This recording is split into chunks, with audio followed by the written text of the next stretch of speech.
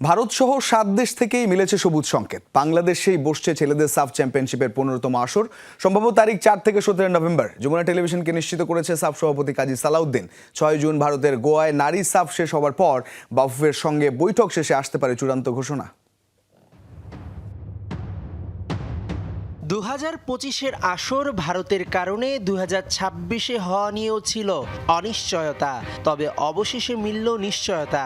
নভেম্বরে বাংলাদেশেই বসছে 15তম পুরুষ সাফ চ্যাম্পিয়নশিপ। অংশগ্রহণকারী 7 দেশ রাজি হয়েছে। আসরের সম্ভাব্য সূচি 4 থেকে 17 নভেম্বর। সাফের অন্যতম বড় অংশগ্রহণকারী দেশ ভারত থেকেই মিলেছে শতভাগ নিশ্চয়তা।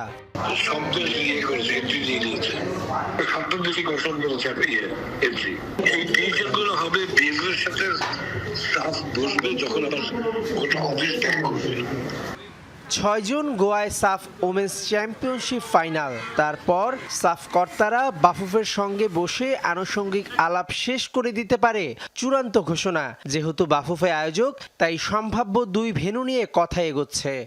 10-12 তারিখের দিকে প্রেস কনফারেন্স করবে, ফিকচার প্রেস করে 10-12 তারিখের দিকে করবে। তবে এখনো আসরের স্পন্সর চূড়ান্ত হয়নি। আকর্ষণ বাড়াতে চমক দিতে চায় সাফ, তবে সেটা কিছুটা গোপনই রেখেছে।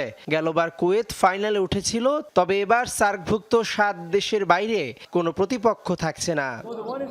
শুরুতে সেপ্টেম্বরে ঢাকায় হবার কথা ছিল সাফ আসর, তবে পরে ভারত সেই সময় আসিয়ান টুর্নামেন্টে অংশ নেয় তা চলে যায় নভেম্বরে। এবারের সাফে ঘরের মাঠে হামজা শমীদদের নিয়ে গড়া বাংলাদেশ অন্যতম ফেভারিট।